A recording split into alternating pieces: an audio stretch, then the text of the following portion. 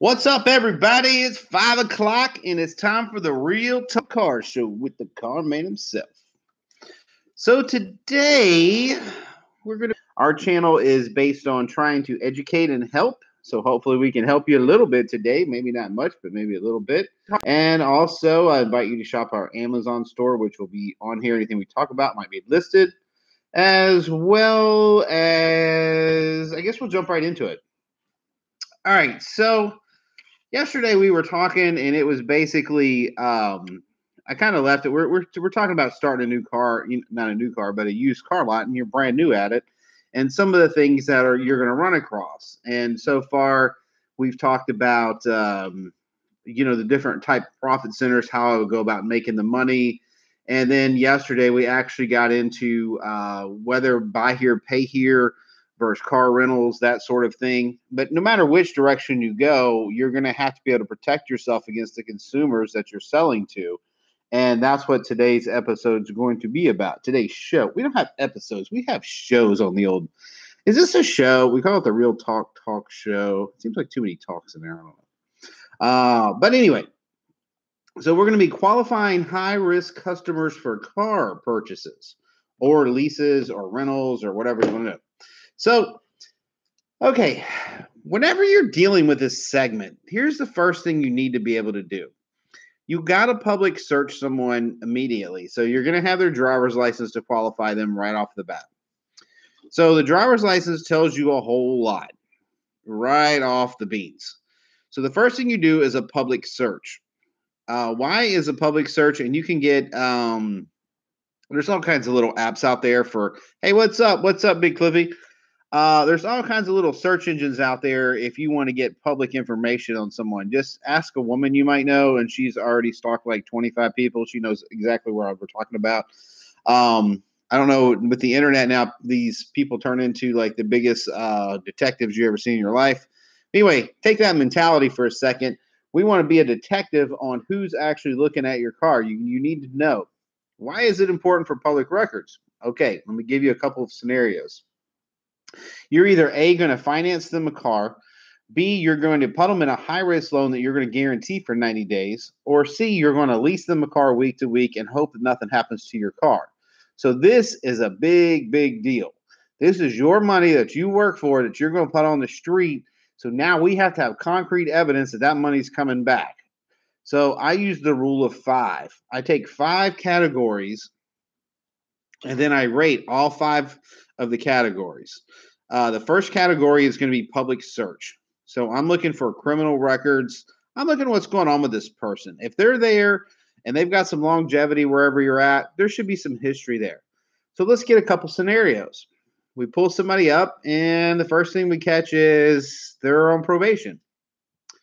Okay, that could be a negative or a positive. Positive means that they're going to be around. They're really walking the straight and narrow, so you got a pretty good chance of getting paid back. What if you pull it up and they have a huge criminal list? I mean, grand theft autos, they've got burglaries, they've got you name it. They've had all this crime going on. They're a criminal career. I'm sorry, they're a career criminal. Do you treat them the same as someone that says worked all their life and never been in trouble? Well, the answer is absolutely not. You don't treat them the same way.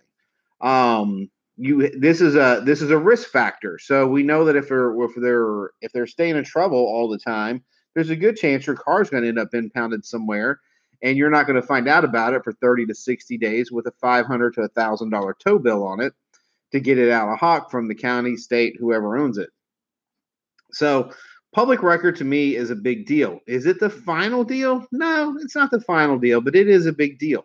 So I would take that public record and I would rate it 1 to 5. And be honest with yourself. I mean, don't be a douche. I mean, if the guy had something going on a couple years ago, he had one thing, who cares? Everybody does something wrong occasionally. But I mean, I'm talking about month in, month out. You pull this guy up and he's got 30 records. That's too much. That's a career criminal. And unless you want to get into the career criminal and you know that your car is now open to be seized by the police or the state, and you don't want to be anywhere near that, and you don't want nothing to do with it, so just clear yourself right off the bat from the criminal side. So the next thing you can do, and there's an app for this, you can get into you can pay to look at people's driver's license records, and they'll score them. Now, why is this important? Well, here's why this is important. And the same, you'll find this out in the public record too. In the public record, I always look for DUIs. Why do I look for DUIs? Well, DUIs tells me a lot. If this person recently had a DUI, then he's probably buying this cheap car in order to put a breathalyzer in it, and he's going to probably end up driving drunk again. That's just how it works. I don't know why, but people just do that. They buy a second car so they can drive their other car, but they can't keep a clear mind, so they end up driving on both and getting themselves and you and your car in trouble. So DUI, I understand people can have one, but if you see a record of it, like a consistent record of DUI, you've got to be careful putting cars out there because then you get into insurance problems and all kinds of crazy shit going on. So if the guy turns around and if he's subject to being drinking and driving and gets in an accident, that vehicle is going to be seized and it's going to be kept for evidence for a long time. It's a write-off. And I'm not saying it couldn't happen to anybody. Let's face it. Anybody could get in a car and do a DUI. But if you have a record of it, there's a high chance that your car, and this is the only reason I'm looking at this. I'm not judging the guy if he wants to drink and drive. I don't think it's very smart and it's dangerous for society. But if he's going to do it, he's going to do it, and that's on him. I'm not judging him for that. I'm just telling you, as far as on your side of perspective, you've got to protect yourself. And you've got to be realistic. You got to be realistic about this stuff because if you jump out there and you've got 10 cars and you put it out to 5 criminals and 4 alcoholics, not saying anything's bad with alcoholics, but alcoholics that drive, then your chances on return on investments are almost zero. Yeah. I'll get back to that in a second. I will definitely talk about Vince Hernandez in a second. So the criminal aspect and the public insurance thing is a big deal. So when I'm looking at insurance, there's a few things I'm looking for. I'm looking for how many times and why this license was revoked. So if you've got a real customer, but he's always getting his insurance canceled, he's somebody I'm not taking a risk with. Why is this? Because it's my money on the street. If I'm going to put you in $3,000 or $4,000 worth of my cash, or $2,000 or $3,000, whatever, I'm not going to risk you not having insurance. Are you crazy? Because if he does that, then and he hits somebody, your money's gone. Even if they can't sue you, you have nothing. So if you don't have someone that keeps consistent insurance and keeps their driver's license up, that's a big deal. Now, as far as them speeding and all that and high points, hey, whatever, that's on them. Whatever. We care more about whether they keep insurance than whether they actually drive good. And we do care about DUIs because that implies that the car can be, of course, seized and confiscated and kept for evidence, or you got a real high percentage that's going to be totaled out at some point, and there's going to be a big insurance to do if there's a DUI involved because no one's going to want to pay. Because believe it or not, everyone has a clause in their insurance that says that will hold the insurance company free if you are under the influence or anything like that. I don't know if it's in every state, but I know in Virginia it is because I have someone that works in insurance, and I was surprised to know that. So they do have a back door to get out of it, which means you don't have a back door if you're putting your money in the street. Okay, so is everybody clear on the public record and the criminal? Because these two things right here are a big deal. The first thing, and they usually don't cost nothing to find this information out, but it is a huge, huge deal. All right, so we could have got a possible score of 5 on each one of those. So let's assume that we have someone that's pretty clean. They actually don't have any real public records. They got, pissed off a judge, got a contempt of court one time in their life, and, a couple speeding tickets. So as far as I'm concerned, they're both 5 and 5. It's just a normal person. I'm okay with that. No risk seen at all. So right now we have a 10. Okay, moving into it. Now we're going to look into the person's employment history. What do y'all think what do you think a stable employment would be? How long do you think it is? Just curiosity. Hit me up while I take a drink of this. God, the wife's got me drinking green tea with no sugar. It's terrible. Okay, Big Cliff's hit me at 3 years. 3 years would be excellent. So 3 years is really good, but I'm actually looking for a 5-year. It doesn't have to be, right out of buff. The woman's ruthless. They were serious about me getting skinny, guys. I don't think I look that fat, But apparently, you know, the doctors and their whole little number thing, apparently I got to get it anyway. So I'm working on it. So yeah, 3 years is not, 3 years is good, but we're always looking for a 5 to 10 year history, work history, if the person's got the age to back it. But yeah, 3 years minimum is good. Now, I'm not looking for, it doesn't have to be at the same job or anything. The closer it is in field, and people are always like, you know, they're kind of judgmental about what people do for a living, and so they kind of look down on them. I see this a lot in the car business. So if a guy is, say, a scrap metaler where there's no real proof of income, and you're kind of making this decision yourself because you're going to be the guy that's putting them in the street. Yeah, the wife might be, yeah, she's trying to get a newer model. I got some news for her. The new car man better make a lot of money because that shit costs a lot of cash. Just leave it at that. Make sure she don't have any cameras around here. Okay. Yeah, so the work history is everything. And I'm looking for a longevity time. So like I was saying, don't get hung up on what the guy does for a living and his proof of income. We're really looking for a pattern here. And what I mean by this, I was using the scrap metal guy for a change. So a lot of people will be like, oh, scrap metal's not a real job. Well, it's not a real job if you just do it on the weekend and you just did it a couple times. But if you've been doing scrap metal for the last 5 years and you got connections all over town and people call you for junk cars and you're busy 6 days a week, 8 hours a day, then, my friend, you do have a serious job and you have a serious income, whether or not it's provable or not. But the guy, over a long period of time, he's proved that he can be successful at scrap metaling regardless. So to me, if a guy says, well, I've been a metal scrapper for 5 years or 10 years, I'm feeling good about that. If someone says, well, I worked as I'm a server, okay, I can dig a server. How long you been a server? Well, 1 month. Okay, what'd you do before that? Well, I worked at a construction company. All right, how long did you do that? For 60 days. All right, what'd you do before that? And you see what I'm saying? There's no this guy does not have he doesn't have a good, strong standard of workflow. And like I said, I don't care so much about what he's doing, but I do care a whole lot about the consistency of what he's doing. So if he's in a steady workflow, I'm down with it. So I will give him a 5. But if you get someone that's taken multiple jobs in 36 months, if you think about that, that's extremely unstable. Unless it's in the same field. Like, I'll give you an example. Car salesmen switch jobs like you don't even want to know. But they're great. They're great at what they do, and they make a ton of money. So if I looked at a car salesman, and he listed 15 different car dealers, I'd be okay with that. I'd be like, hey, he's just a car salesman, period. Or he's just a scrapper or whatever. But if they jump and they go into 16 different sources of income or different models of how they're trying to work, big red flag. Matter of fact, if I don't have 3 years consistent, or at least 2 years, if I don't have 2 years of back-to-back paychecks, meaning that they've been consistently employed with some type of responsibility on their shoulders, I'm not going to risk it.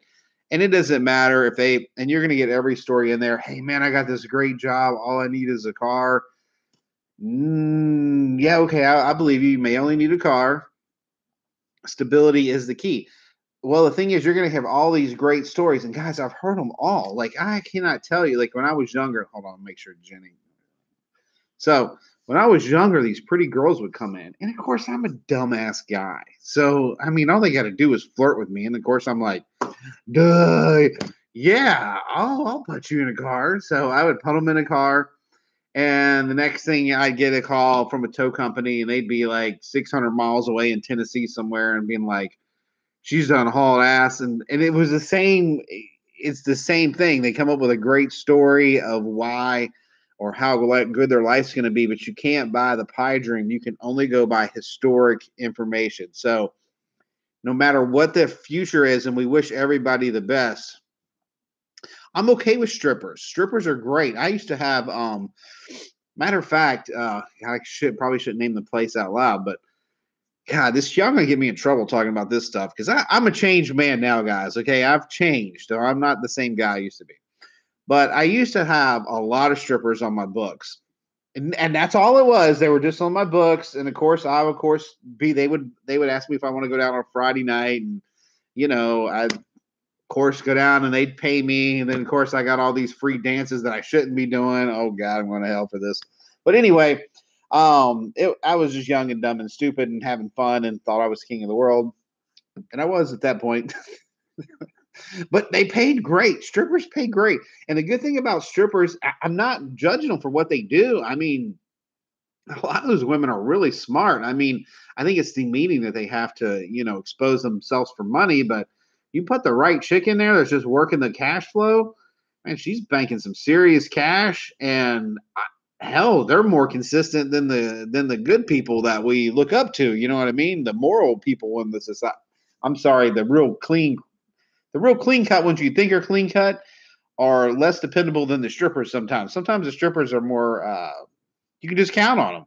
People, I don't know why that is, but some of them are just nuts. But I'm just saying, if you got somebody, once again, if they've been stripping for 3 years, and you can definitely count on them. They're gonna be out stripping, and you know what they're doing, and they're gonna be bringing you the cash flow, which is excellent. I would take a shot on a stripper most days of the week if I can prove where they've been. So stripping is not a no qual for me. This.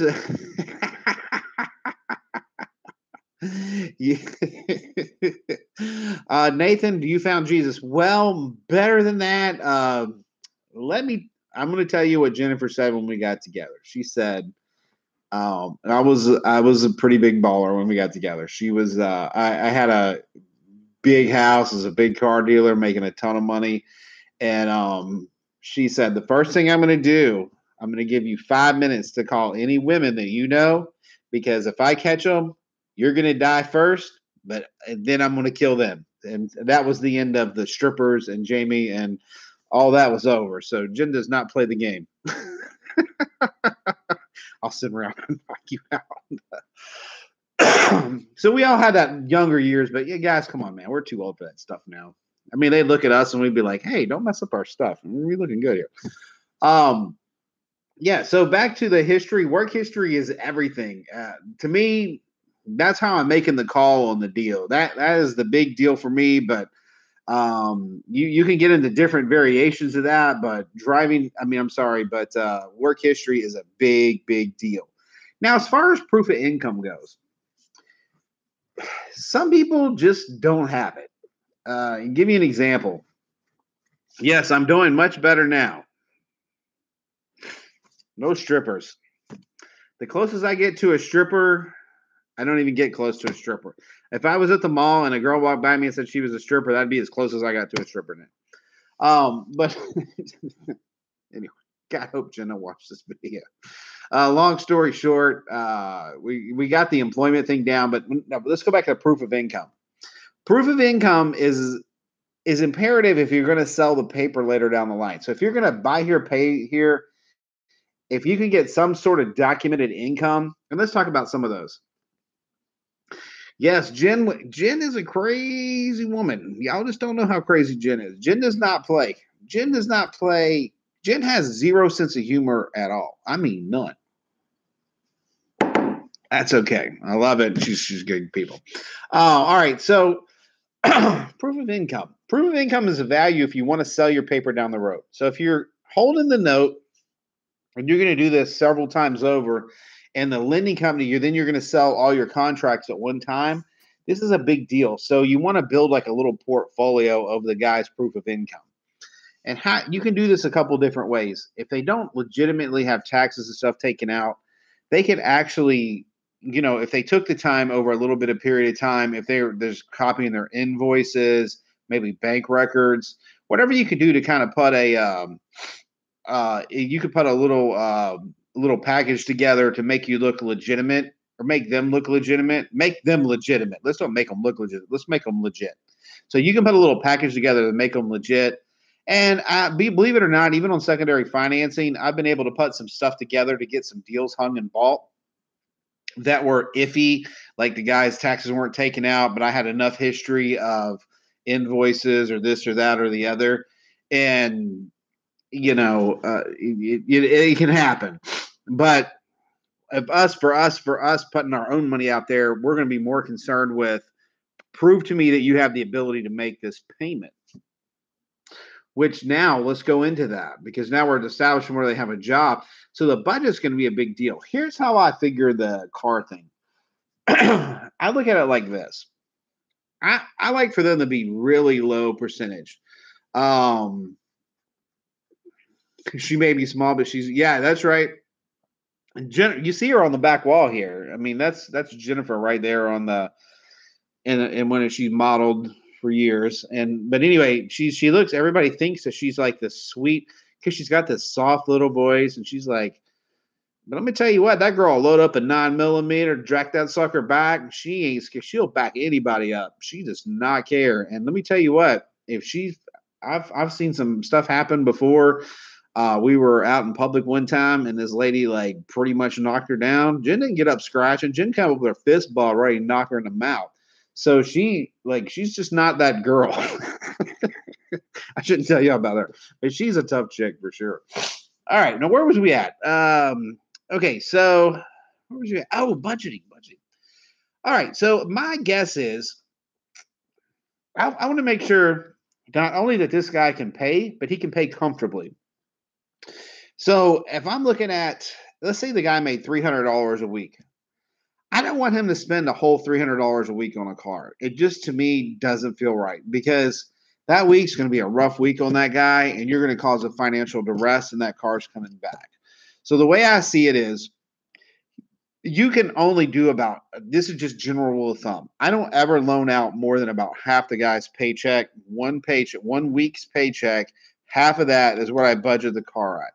If the guy doesn't have that or their money's not there, then you really have to, yeah. So if you were out there, it would come out to probably about, let's see. So half of that would be what? 20% maybe. You got something like that, 20% of your income that you can dedicate. This is high risk credit because remember, these people were not used to paying their bills and budgeting. So that's not going to happen. What's going to happen is, and he has to live with his mother. Yes.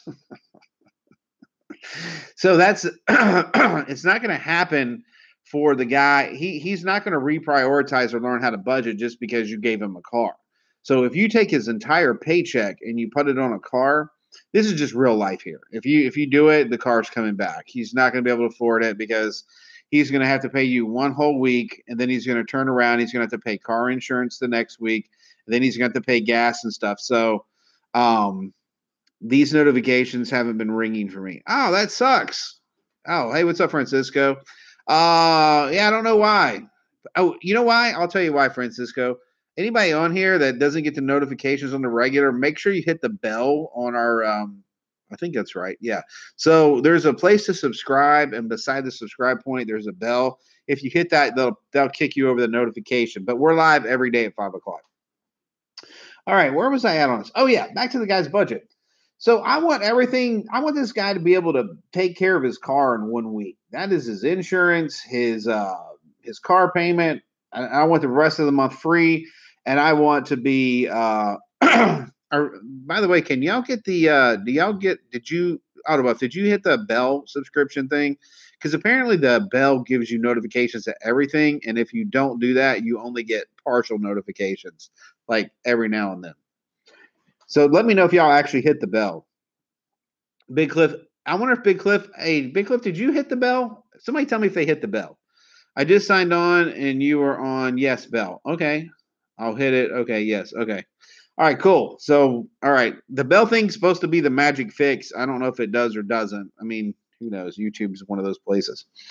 But does anybody have any questions about that? Because I know, in our books, in a book world that we live in, we look at it and we're like, okay, you should be able to budget. But honestly, guys, if you're going to do a high risk loan, you need to make sure you need to make sure you've got him budgeted down where he can afford to pay you. Because if you don't, it's only coming back. You're only fooling yourself. And then you're just going to throw all these extra expenses out there that you just don't want or need under any conditions whatsoever. All right, so we got the budget down. That's how I do that. And then the next thing I'm going to be looking at with this guy is the family tree. I know, right? Who's here from West Virginia? We got to have somebody Does anybody? I'm not asking if anybody's from West Virginia. I mean, the whole family tree thing, that's funny, but I'm not even going there. I just think it's hilarious. We all know what I'm going for on that. But the family tree for success on a car loan is real simple. If you're out here looking at your guy, you're looking at his references, and we're really interested in family. Family's kind of the glue. So if you got someone out here, I'm not saying if they don't have any family, don't loan them a car. I'm just saying it gets a lot easier if you have living relatives in your general area that are verifiable. So if you've got a cousin, aunt, sister, whatever's in there, and you can call and verify that they're there, then the chances are you're always going to be able to find your car, because most people won't leave an area where their family live in, and you're also looking for flight risks. So if you do this family tree, and I'm just throwing this out here, and I'm selling here in Richmond, Virginia, and this guy's family tree is all the way up in New York with Buff here. He's got 20 family members in Buff's back his backyard. Then I know this guy's probably a flight risk to take my car and dump it and haul ass. Like, that's just how it is. I'm not saying he wouldn't do it. I'm not saying he would or wouldn't. I'm just saying you put yourself out there. So what does the perfect customer look like? Here's the perfect customer. And keep in mind, each one of these things I'm telling you, you just got to be flexible on. Like, maybe you feel like he could go a little more on his budget, so you go ahead and let him loan a little bit deeper because you just got a good feeling, and it's all going to be a gut feeling. Trust me. Just because you're putting him in budget doesn't mean that he's going to pay. And just because he doesn't have public history or bad record on his driver's license doesn't mean he isn't going to pay. But there's a possibility, if all these things are negative, that you've got a real good shot at not having much there to work with. You don't have a good shot at a return on investment. Can you limit the use to local? All right, so no, you can't. You really can't. Now, what you can do, that's a great question. But see, the thing is, you can't, once you sell somebody something, you can't control where it goes or what it does. Even if I guess if you rented them a car, you could have a mileage limit, I guess. And if they didn't do it, you could fine them. But I don't think that, maybe you could get an unauthorized use. Let's just think outside the box here for a second. On a rental, in-state on rent. Yeah. So let's say you went and rented out something from U-Haul, like a U-Haul truck, and it's for local, but you drove it from New York down to Virginia, picked up some stuff back to New York, and then dropped it back into New York. I don't think they could actually do anything to you for leaving the state lines as long as it stays parked there, I'm thinking. So yeah, we're getting ready to get into the credit. We're getting ready to get into credit. Exactly.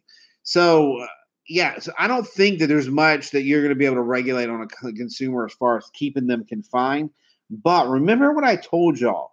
You have to reteach this customer, this particular slice of customer, you've got to reteach them how to pay their bills.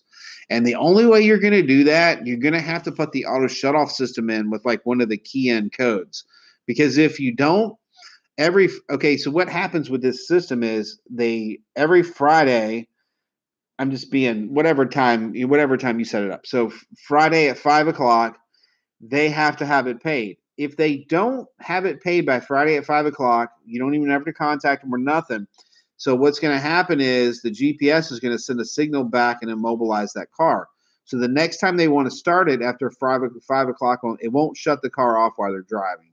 But the next time they park and they go to start it back up, it won't restart. And the car is going to tell them that it's a no start situation. You've got to call back and get an access code. Okay.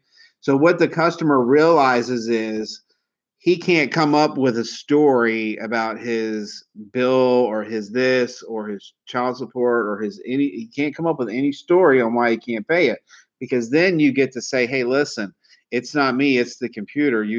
We have to pay this, like I told you in the beginning, or they turn it off. Now you're going to have a GPS locator on that car. So this keeps you from really being exposed. This is a big deal. And it's such a useful tool to train these people to pay you on time, because that's all it is. It's what happens is if you did not install the system, here's what would happen. You'd put them in the car. They'd haul ass down the road. First Friday comes around. They want to pay. They wanted to pay, but they also wanted to go out to eat. Well, they only have $100 and the payment's $50. So they end up spending $55. They're like, oh, screw it. I don't have enough. I'll just tell them I'll catch them next week. Okay. And since it's their first payment, you're like, you know what? Don't do this again, blah, blah, blah, blah, blah. And away it goes. And then the people, then they only have a partial payment. Then they only have this and they can't have that. And every week, instead of them paying you, they're going to come up with the cable bill. They're going to come up with the rent due, baby mama, whoever. They're going to come up with an excuse on why they can't pay this bill. So what this does is it tells them there is an absolute brick wall that you cannot give an excuse to. So every whatever time during the week, this once a week, you must pay the piper. And then they start thinking, shit, I got to pay them. So then they start sending the excuse to the landlord. Then they send the excuse to hey, we can't go out to eat. They prioritize you. Now you take a high-risk customer and you turn them into a real customer because then they have to pay you. And they know they got to pay you. And guess what? They will pay you like a clock. It is amazing. That is the most amazing system I've ever seen put in place. We had, at one time, we probably had close to 140, 150 maybe out on those.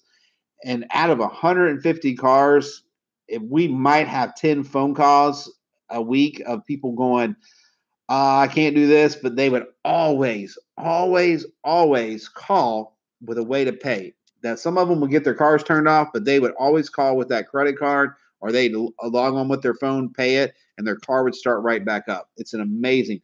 Yes, it is like an electric shock collar. And I hate to devalue this customer because there is a lot more of these customers out there than there is good A-credit customers. So in the big world we live in, if it was divided into a pie and you had, we split it in 30, 30, 30, 30, and 30% were cash, 30% could buy anything they wanted. The other 30% can't buy anything unless you finance it to them. So this is a huge market. It's huge. You can become stupid wealthy in it if you follow the parameters I'm giving you. And that right there is a big one. That is a huge, huge, huge deal. And if you don't have that system, let's say you just put a GPS in it, you'd probably still be at a 40% or larger loss, period. So with the exception of mechanical failure, those things you're going to get paid on your car. As long as they need a car, if you're mechanically going to ride, they're paying you, period. All right, moving on here. So the family tree I explained to you about, I'm just kind of looking at my notes. That's why I'm going to look to the side. So the family tree is simple enough. If they got family that's local, yeah, let's rock and roll. I like that. Let's give them a full 5 on that. And if they've got some references of some people and they've known them for years and years and years, that's good too. So we feel good about the longevity of them being in your area. I'm not saying to diss them if they just move there. I mean, you might have somebody that's got a really nice job. They just don't have this going for them. It's in another state, but you get a good feel. And this is what this is. This is all just things. These are different avenues to take to lower your risk. Obviously, if you meet them and you feel click and you feel good, usually your first feeling is your best feeling. Go with that. But research is always good. Make sure they have, all these things. So credit report, I do pull a credit report even though I'm buy here, pay here. And Ben pulled this up a second ago.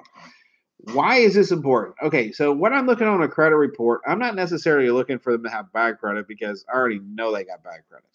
I'm looking for historically, have they had car loans in the past? And if they did, how did they treat them?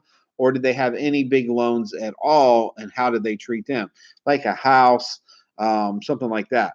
I'm not saying that all couldn't have went to crap and they got into bankruptcy, but there was a time before the bankruptcy, and that's what I'm interested in. So if this guy has a pattern of, he had 2 paid off cars, even if it had some late pays or whatever, we know that the guy's got some longevity or some definite dependability that we can count on. I mean, he's got a history of paying for his car, which is awesome. And even in a primary business, if you want to get someone involved that has bad credit, but they've had good car credit in the past, it's really easy to get them financed no matter what's going on. because everybody knows if you paid for one car, you'll pay for your next car. That's just how it goes. If you don't pay for any cars, it's hard to get bought again. Now, I'm not saying don't. I'm just using that as a factor because once I said, like I said earlier, if you're going to put the system on it that's going to correct them, retrain them how to pay you, then repossession ain't that big a deal because you already know you're turning their shit off as soon as they don't pay, and that's just how it's going to be.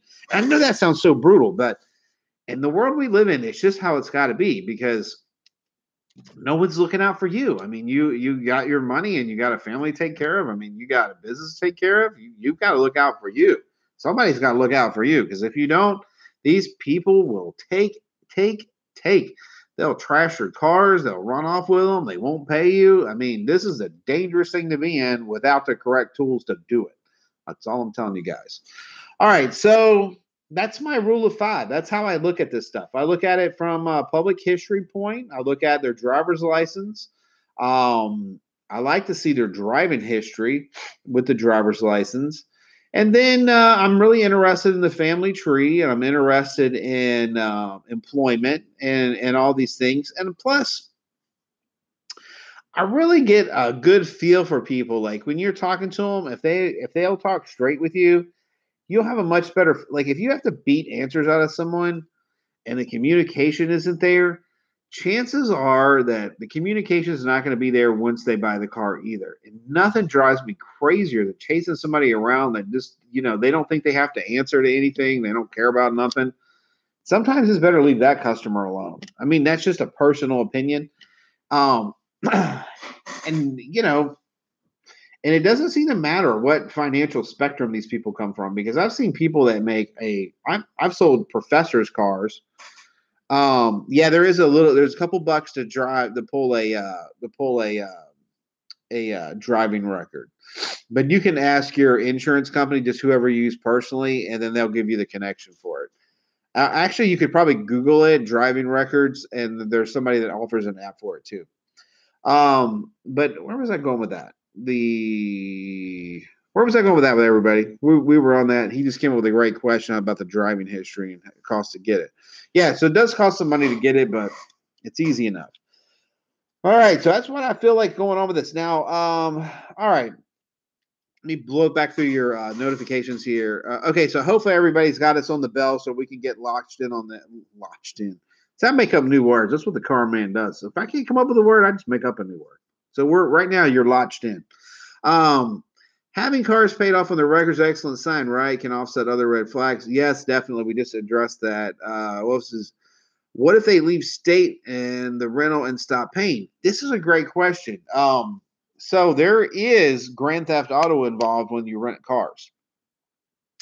If they, in fact, of course, in your contract, if they don't have this, that, and the other, you can charge them late fees, blah, blah, blah. And, you can get a whole lot of charges on them, no problem.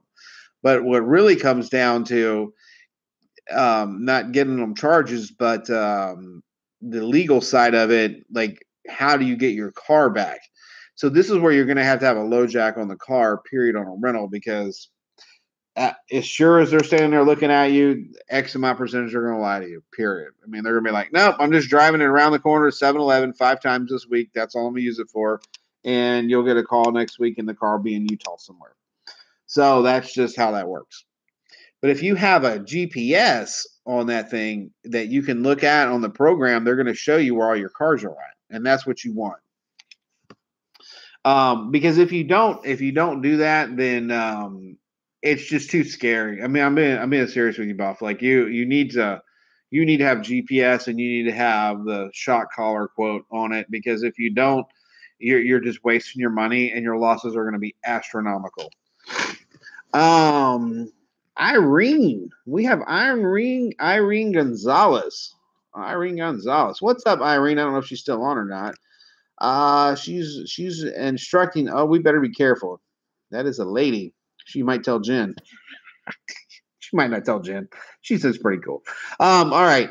Okay, yeah. So I got asked. Ben asked me, "Can you discuss the Vince Hernandez?" I called 100% bull on it. He's now selling a $300 mentor course. Yeah. All right. So this is crossing into. This is like another thing because y'all guys are talking about starting a new car lot. So this guy This kind of plays right into it. Vince Ramirez, he basically is, I don't know how old he is. Somebody enlighten me real quick. But he's really, really young, and he's dealing with classic cars. I mean, on a big scale. Like, these cars are expensive, $50,000, $100,000 cars. So he claims, and he's teaching. He's going to give you for $300. He's going to be your mentor. And at 23 years old, I don't know what he would really mentor me on exactly, but I'm sure he feels confident in whatever he's mentoring you on. But I did look at some of his stuff for you, Vin, and he basically he knows a few mechanics of the car stuff. Like if to give you an example, I'm not being judgmental on the guy, but like let's just say he was telling you how to process a high risk customer, like we just went through just now. He hasn't lived it. He hasn't went and found a car. He hasn't put a homeless lady in a car and with their title and it disappeared. I guarantee you he hasn't had women flirt with him yet, and he just put them in a car and they disappear 600 miles away for 3 months while he's getting stressed out looking for the car. I've lived all of this stuff, and this is where I'm coming to you from a realistic point of if you want to succeed. I've done this in real life, so this is my life, and this is how I'm sharing it with you.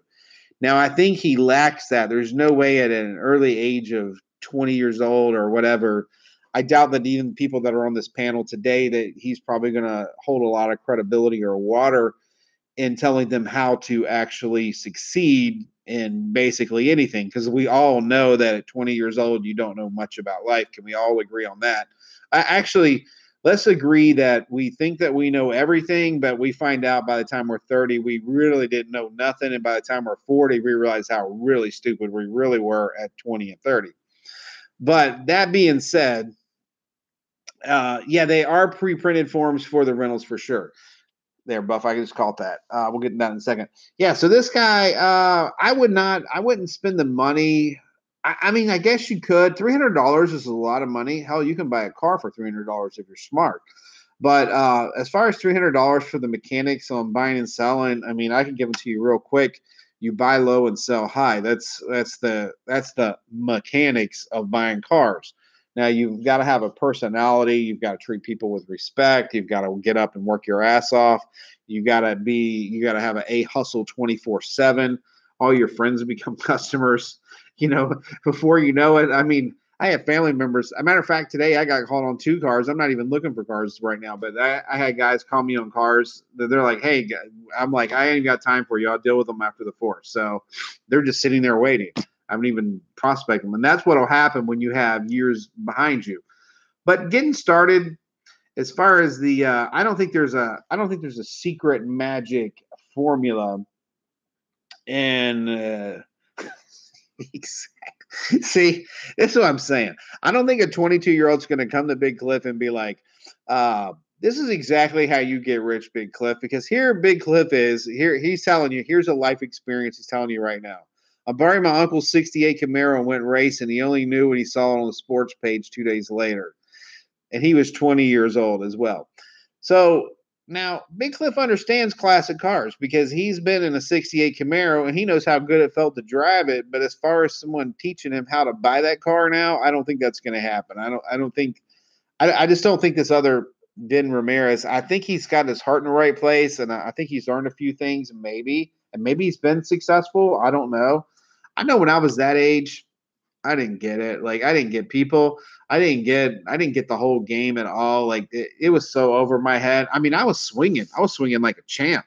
I'm out there hustling, man. I was out trying to steal cars for nothing and trying to retail them for 5 times what they were worth. I mean, I was a bastard. Like, I learned and earned like you were supposed to. Like, I did exactly what my sales managers told me to do, and I became what they wanted me to become. Like, I learned it. Like, I learned it. Like, I learned humiliation and like just the whole just taking the bullets. Like, when the people are coming, just swinging. Yeah. So it's like, long story short, if you take it into stride and you think about a 20-year-old just like, and I got kids. One of my kids is 27. Although she's bright, actually all of our kids are smart, I guess, and we have to give them credit. But would I go buy one of their mentor courses right now?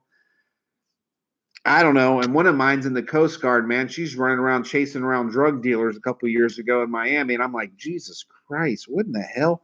But yeah, so she's nuts. She's with the Coast Guard and she's a great girl, but I don't think she would be. I don't know. Maybe I'm wrong. He's 23. His name is Vince Hernandez. Check him out. Maybe he's good. Somebody get back with me on that. Somebody wants to step up. Do you think I should charge for a course? Here's why I don't charge for a course. I could effectively be anyone's mentor and make you very successful in a car lot.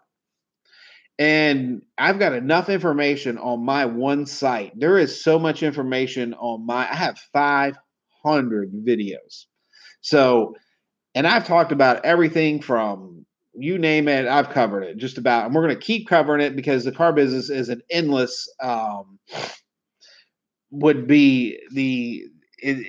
it's an endless courses of just everything that involves car business. I went through location. I went through primary credit. I went through buying and selling cars, how to look at them, how to drive them, how to test drive them, how to read computers, everything. Like I went through the whole course.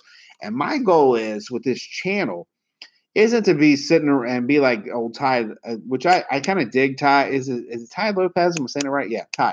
He's a smart guy. Like, but if you watch him, he's built this huge social media thing, but his whole thing is to fleece the flock.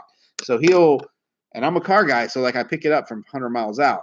He's going to put you on a hook, then he's going to sell you a course. He's going to put you on a hook, sell you on a course. And that's a business, and man, what a great business it is.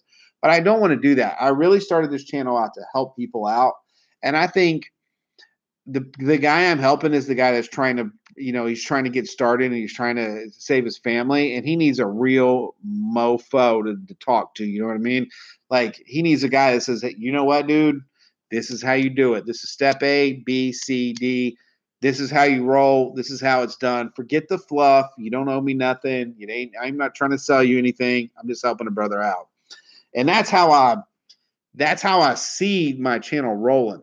So I see people like this that are trying to mentor course, and that's because in the internet, if you want to make money on the internet, they say go be an expert in what you know, and then sell courses, do this, do that, and that's how you quote unquote make a living on the interweb. But I don't need to make a living. I made a ton of money doing cars. Can I make some more money? Hell yeah. I can ask the wife right now. I will never. If I went out and made $100,000 tomorrow, you know what she would ask me the day after that? What are you doing at home asleep? You need to be out working. So as long as I make enough money to pay my bills and keep on rolling, and she's happy, I'm happy, I can help y'all, it's good. But I don't need the internet money, although it's good to make a little bit. And I'm kind of, the older I get, the more I like free money. And I consider that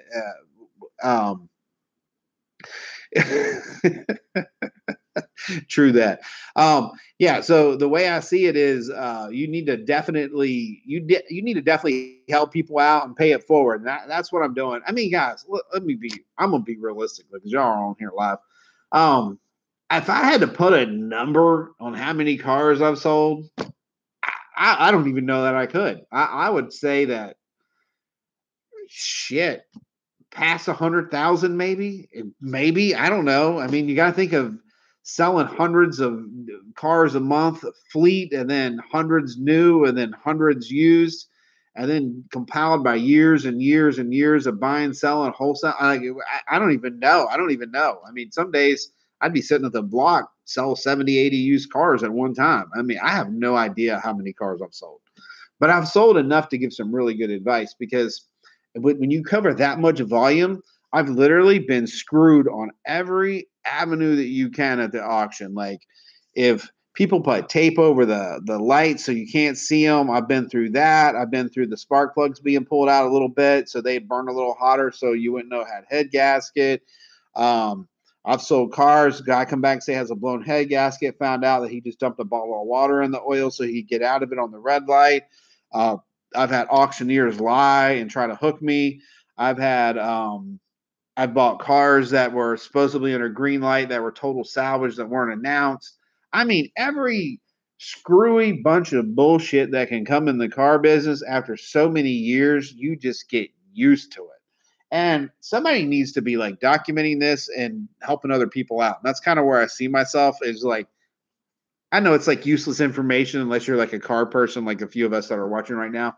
But it's cool that somebody's been through it and they're sharing it, and it's cool to get y'all's stories back too. And I think it's cool. That's what I like about our community.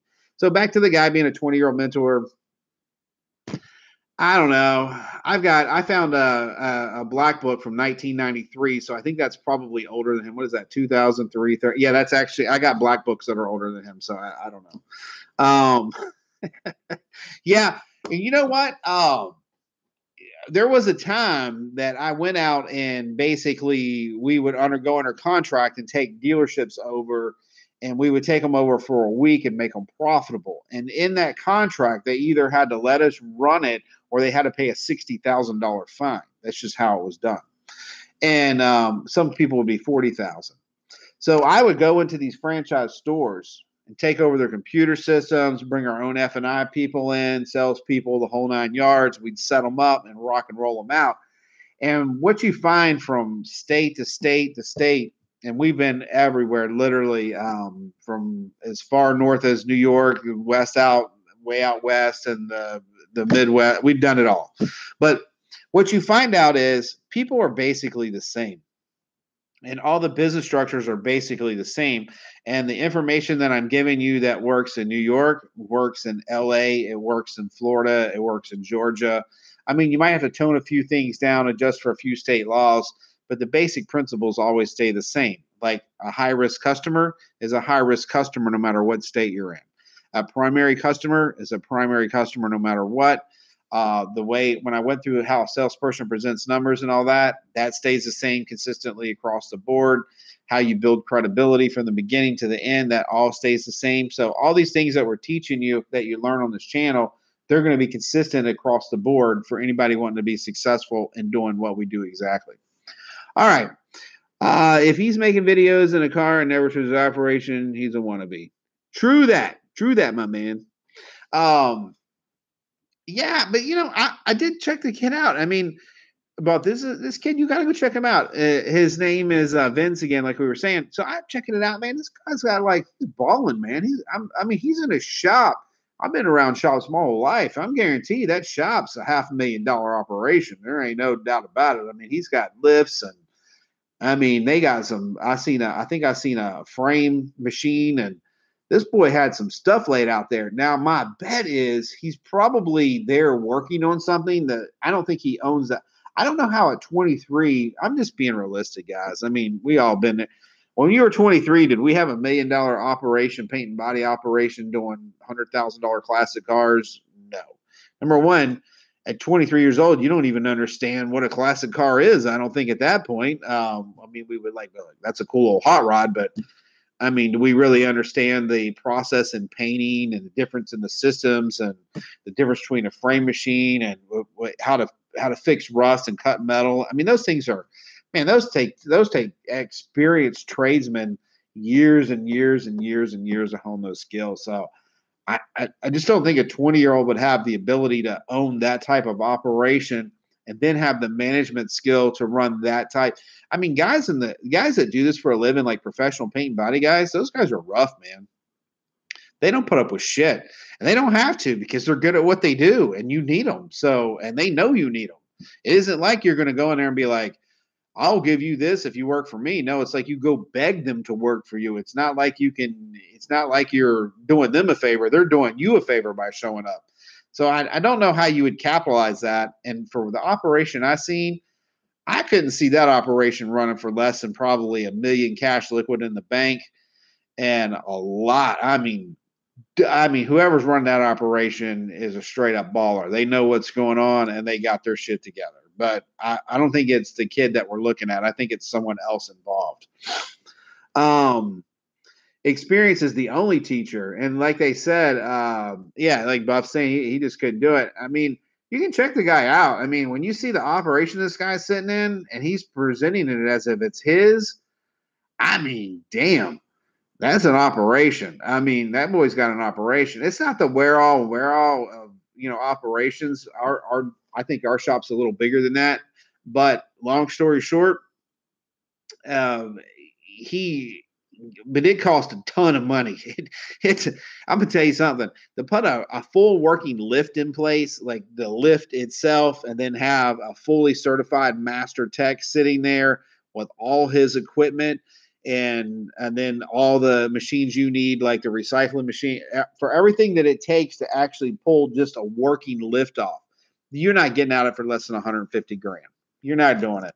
If you want a fully operational, able to do anything right there, it's 150 grand. The mechanic will have $100,000 in tools easily, maybe 75 if he's just. It's expensive, trust me. Some of those toolboxes cost 20 grand. Like this shit is real money, and when you take that's one bay. Now you take an operation that has 25 bays in it, you do the math. You don't. At 23 years old, you can't afford it. I don't care who you are. I guess maybe if your dad was Rockefeller or something, but let's assume you had to work like the rest of us. You're not going to own it. Yo, Jamie, if you had a used car lot, how many vehicles would you want on your lot, and what price range? Thanks. And yeah, that's the thing, Cliff. You're right. You can have a bunch of tools, but at 23, you don't even know what they're for yet. So what difference does it make? I'm giving that guy a hard time. I mean, like I said, I'm sure I like the fact that he's young and he's got the spirit for it, and I really appreciate that. And I appreciate he's feeling confident enough to go out and sell a mentor program, and I think that's pretty cool. And maybe he is helping some people. We don't ever know. You can't teach old dogs new tricks, so I probably won't be signing up for it. If you had a car lot, how many vehicles would you want on your lot and the price range? Thanks. Well, all right. So that's a very good question. Now, the older I get, the more I find myself not wanting a big lot. So the max that I would ever want on a car lot, and this is just because it's a simple operation, I wouldn't ever want more than 30 cars on a car lot. 30 cars on a car lot will easily make you $250,000 a year. Period. It'll make you $250,000 a year. If you want to scale up past that, you're not going to be able to do it yourself. You're not going to be able to keep up with everything. You're going to need people. And then if you go from 30 to 60, you haven't made any extra money because you're just paying it out to salespeople and other workers. So to me, 20 to 30 cars, that's it. That's all you need. You need them bought right. And you need to be flipping about 5 a week. And like we were talking the other day, you need to be sending some through wholesale, some through retail, and maybe some through the rental thing. But that's it. And as far as the amount of money, I would not spend more than $500, $1,000, maybe $1,500 tops on a car. Just ain't worth it. I mean, they're just throwaways anyway. Even at $2,000, $3,500 range, I would keep them cheap because I would just keep good, cheap running cars and just be known for that. And cheaper you can get it, the higher your profits will be. Period. End of story. Sounds good to me. I got you. All right, guys. Well, look, man, I probably went slightly over our normal talk time today. If you got a subject you want to kit me up on tomorrow, let's definitely do it. I feel like we did a pretty good job of covering a high-risk consumer today. And I think tomorrow, I'm not 100% sure what we got tomorrow, but sounds like women. Yes, it is. But whatever we got coming tomorrow, let me know if there's something you want me to add to it. I love covering new stuff. And like I said, this channel is all about trying to help some people. Time really flies on this channel. And I'm thinking that the longer we go on, he's like, oh man, I missed it. So I'm thinking the longer that we go on, I think the more and more people that are going to join. Now, keep in mind, since I'm not a tech savvy guy, so basically all I'm doing on this is on every day at 5 o'clock, 5:01, whatever, I just hit the camera and hit the live event. So I tried to plan it out that one time. Remember how that went? And then I never could even turn it off. So that didn't work out real well. So all I do is now is I just do the camera live event, but it does seem that it is growing a little more each time that we're going out here on air. So hopefully, at some point we'll have a pretty big operation going here and be able to really get some good ideas flowing. Meanwhile, tomorrow, anything you can think of, man. I mean, I'm down with it. I've got gazillions of subjects that we can talk about.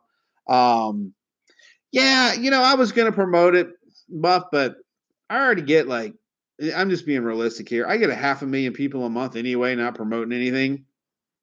So I figured it would just catch on anyway because it's not really it would just take time. You know what I mean? Like I'd have to go buy ads and do all this stuff. But I figure the people that are kind of watching it normally, I think the smaller crowd, we're able to really dissect some stuff, and you can really get like some good sound bites in if you're trying to figure out stuff specific, which I think is pretty cool. Holy shit, we just went over an hour. Oops, my bad. All right, guys, I guess we'll kill it. Nothing but love. Wait a minute, but do they know you have a regular stream? Yeah, you know what? So, do they know I have a regular stream? So, right now, I think as of right now, this will be our fourth week every day at 5:00. And so a lot of people are starting to get the wind of it. And I am starting to promote it on every channel that I get into, or I'm sorry, at every time I get an opportunity, I'm doing it. And starting next week, I'm going to be doing fix it repair videos again, integrating them in. But I took off from that just for a couple of weeks because I really wanted to get the real talk show down, because this is kind of like my passion. You know what I mean? I like just shooting the shit about cars and stuff like that. Repair stuff, it gets more technical, and you can't really have an open forum on how to replace a windshield wiper. It's kind of like people don't care. But on something like this, people do send the care. They seem to, we all kind of dig hanging out and stuff. How about easiest cars to sell and max profits? Now, you're going to think I was born without a heart, but I actually don't have a favorite car. Like, I am so immune to cars that I literally look at cars as if how much, like, I can't even, if you drove up to me and you were like saying hi to me, I would look at your car and decide whether I can make a profit on it. Like, I'm that callous. But yeah, there is some easier cars to sell. We just did a video on that. Yeah, and the max profits, how to buy, etc. All right, so you're getting into a couple different subjects there. I'll see if I can just a tool to make money. Yes, it is. Yeah, that's the problem with cars. They're just, I think there's a lot of us on here that are all car guys, and I think we all just get to the point where, we get that one driver, we kind of get attached to the piece of shit that's missing 3 hubcaps, but we love it for some strange reason. And then our 2018 Corvette, all we care about is making $3,000 on it. And that's just how we roll. We'd rather drive a $500 car and sell a $30,000 car. That's just how it is. Maybe we're just immune. I wonder if doctors are like that. You think about that? Who knows? Anyway, all right, peace and love, and we're gonna get into it tomorrow. I like your ideas. If you come up with anything more, hit me up tomorrow. I'll make sure we have a good one for Friday at 5:00 tomorrow. Be there. Nothing but love from the RVA, and remember, shop my Amazon store because I'm trying to make passive income on Amazon. You can buy anything you want. I'm not going to tell you that people bought condoms on there the other day because I feel like it's very awkward. They bought that from a car store. Anyway, whatever. Nothing but peace and love. See ya.